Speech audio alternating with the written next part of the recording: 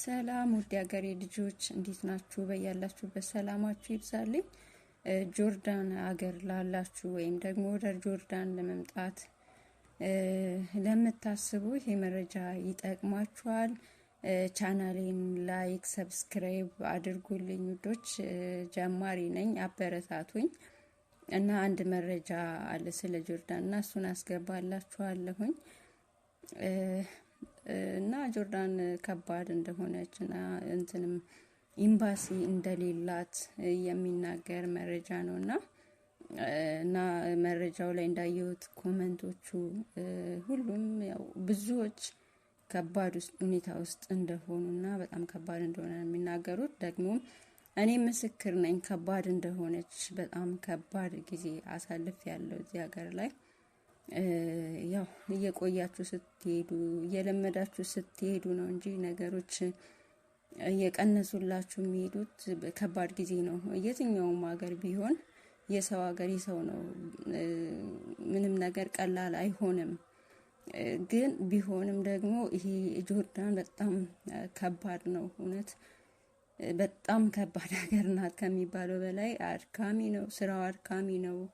እንደገና ሰዎቹ ከባዶች ናቸው እና ብቻ መረጃውን አስገባላችሁና እሱንም ሰምተን ማድረግ ያለብንን ነገር እናደርጋለን። በተለይ ይሄ የኤምባሲው ጉዳይ ኤምባሲ የላትም የሚለው ብዙዎቹን ምንም ቢሆን ኤምባሲ ቢኖር መልካም ነው። ብዙዎቹም የሚቸገሩበት ለዛ ነውና በያላችሁበት ሰላማችሁ ይብዛልኝ የሀገሬ ልጆች። ላይክ ሰብስክራይብ አድርጉኝ። ጆርዳን ሀገር በስራ ለመሄድ ያሰባችሁ እህቶቼ ይህ መልእክት ለእናንተ ነው። ብዙ ጊዜ እንጀራን ፍለጋ የተሻለ ህይወትን ፍለጋ ሰዎች ወደ ተለያዩ ሀገራት ያቀናሉ። ከዚህም ውስጥ አንዱ የሆነችው ጆርዳን ነች።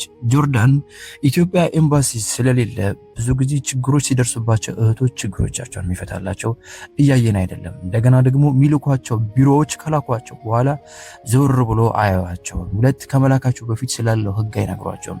ቢጠፉ ምን ያህል ዋጋ እንደሚያስከፍላቸው፣ ቤቱ ባይመቻቸው መቀየር እንዴት እንደሚችሉ፣ ብቻ እያንዳንዱ ነገር የሚነግሯቸው የለም። ለዚህ ነው እህቶቻችን ብዙ ዋጋ እየከፈሉ ነው ጆርዳን ላይ። እሱ ብቻ አይደለም፣ አሁን ላይ እንዳለኝ መረጃ ጆርዳን ውስጥ የኢትዮጵያ ኤምባሲ የለም። ስለዚህ እህቶች ችግር ሲደርስባቸው እንዴት ይፍቱ?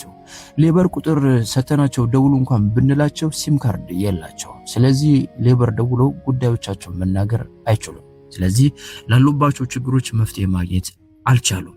ጆርዳን ሀገር ኃላፊነት ተሰምቶት የሚልክ ቢሮ ከሌለ አለመሄድ የተሻለ ነው እንደኔ እይታ። ምክንያቱም እህቶች ለስራ ብለው ሄደው ግን ራሳቸውን እያጡ ነው። እኛም እህቶቻችንን እያጣን ነው፣ እየተበደሉብን ነው። ስለዚህ ጆርዳን ሀገር እየኖሩ እየተበደሉና ባለማወቅ ምክንያት ብዙ ዋጋ እየከፈሉ ላሉ እህቶቻችን መፍትሄ የሚሰጥልን አካል ካለ እባካችሁ የት ናችሁ?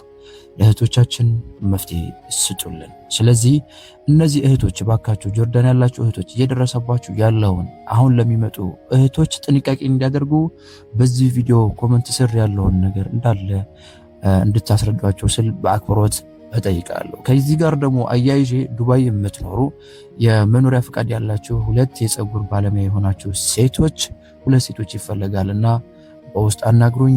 ልምድ ያላችሁ ስለምትከታተሉኝ መልካም ሐሳብ ስለምትሰጡኝ እጅግ በጣም አመሰግናለሁ። ሰናይ